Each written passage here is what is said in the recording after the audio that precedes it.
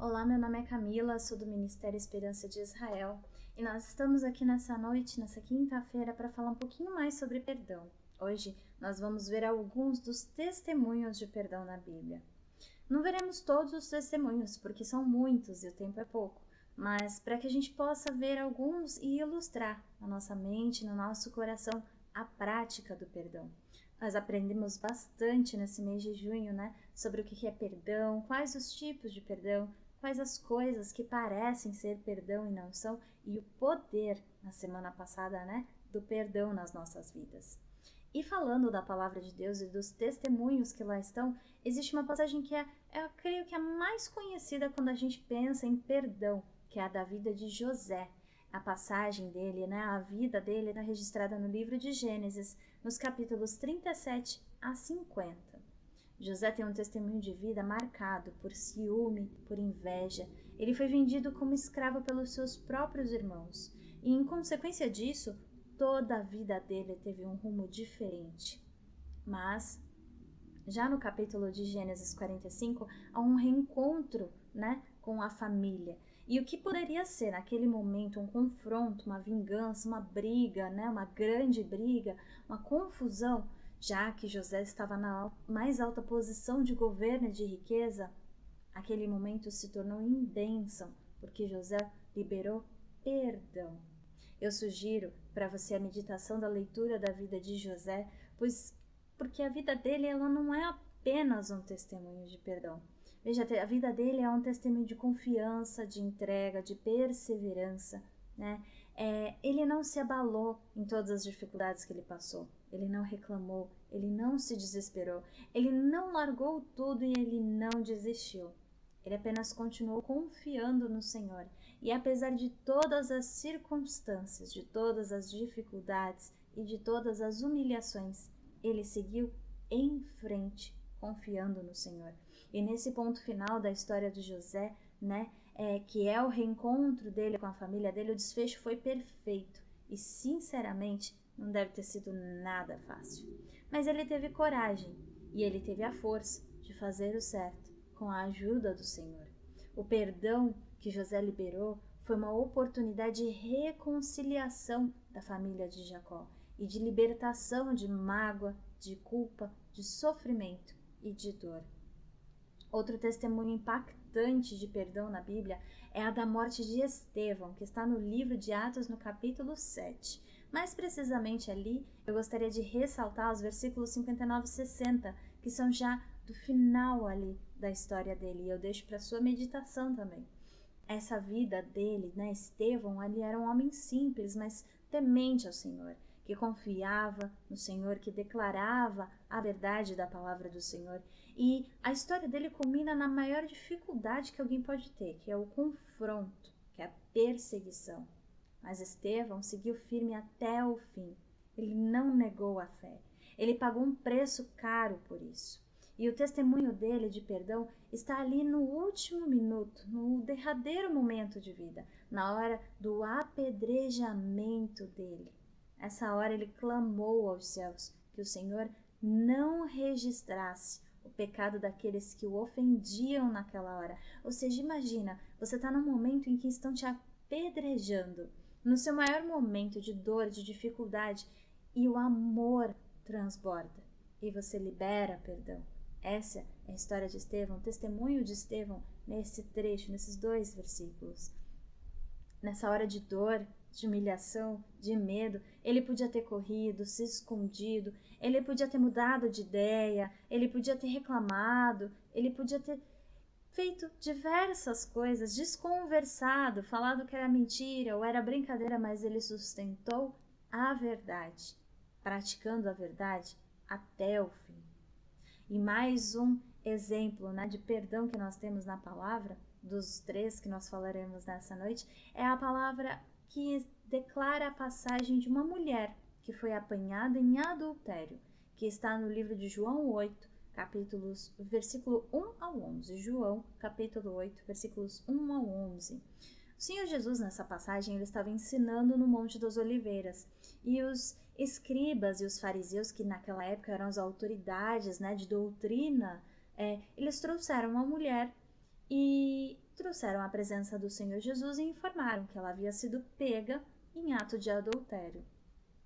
Eles o confrontaram ali, né, os fariseus e eles confrontaram o Senhor Jesus. Na verdade, eles provocaram o Senhor Jesus, dizendo que conforme a lei, ela deveria ser apedrejada, e pediram a opinião do Senhor Jesus.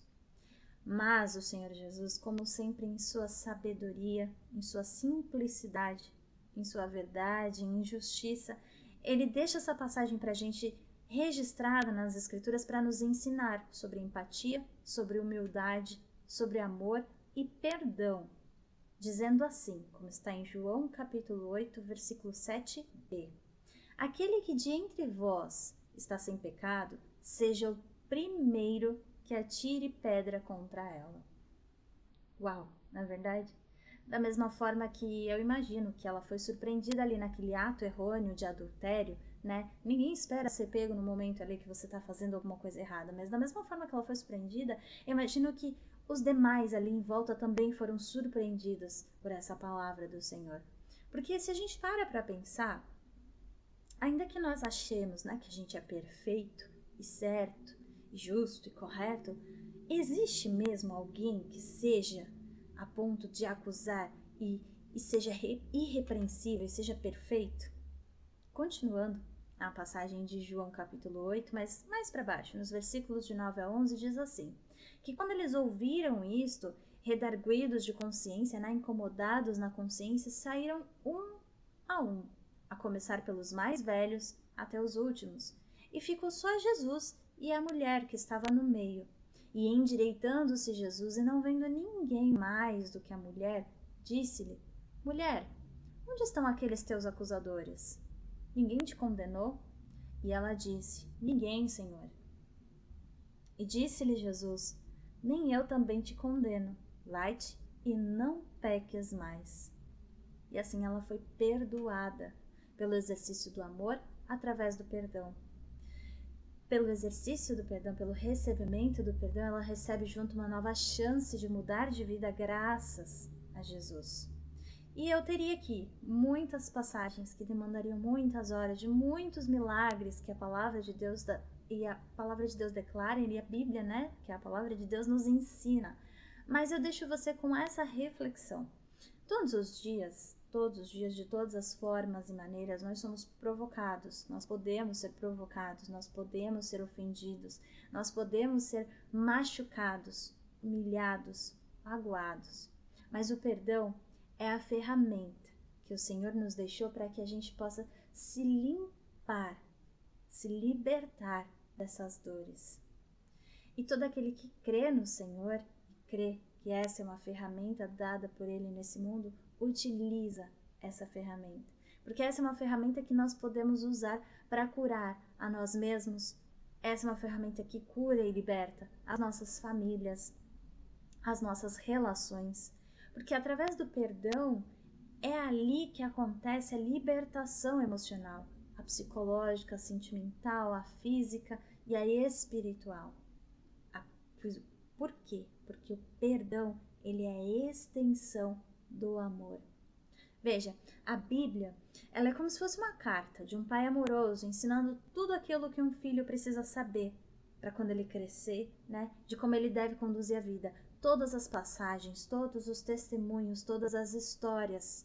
Sempre o Senhor esteve à frente dessas pessoas, sempre. E hoje nós temos esses registros para que a gente aprenda o que fazer e o que não fazer, o que fazer e o que evitar.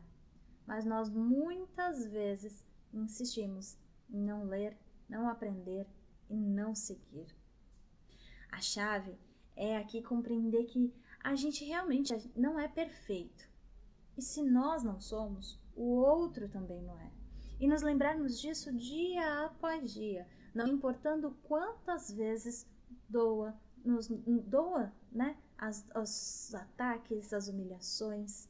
É sempre com um exercício de empatia e amor, lembrando sempre das palavras do Senhor. E uma delas, que está lá no livro de Mateus, no capítulo 18, versículos 21 e 22, que diz assim: então Pedro, aproximando-se dele, disse: Senhor, até quantas vezes pecará meu irmão contra mim e eu lhe perdoarei até 7? Jesus lhe disse: não te digo que até 7, mas até 70 vezes 7. E assim como todos os dias o Senhor dos céus declara perdão sobre nós, concede perdão sobre nós, nos perdoa dia após dia, devemos e temos que perdoar também. Por amor de mim, por amor de ti, Jesus foi crucificado. Por amor de mim e de ti, todo aquele que tem ânsia de verdade, né? Que tem anseio de verdade, tem anseio por perdão, por libertação, por oportunidade, por vida, encontra na cruz tudo aquilo que precisa. Na crucificação do Senhor Jesus, naquele momento, o Senhor Jesus ele clamou, como está na passagem de Lucas, capítulo 23, versículo 34, que diz assim: e dizia Jesus: Pai, perdoa-lhes, porque não sabem o que fazem. Porque nesse momento, mesmo nós não merecendo, como não merecemos nada, Ele, que era o próprio amor, nos amou e por amor morreu por nós. Eu espero que até aqui essa palavra nessa quinta-feira ela tenha sido bênção para você. Eu agradeço muito a sua companhia e já na próxima quinta-feira nós teremos uma mensagem muito especial para o seu coração. É uma mensagem para encerrarmos esse mês de junho, onde falamos todas essas quinta-feiras sobre perdão. E estaremos juntos se assim o Senhor permitir. Deus abençoe.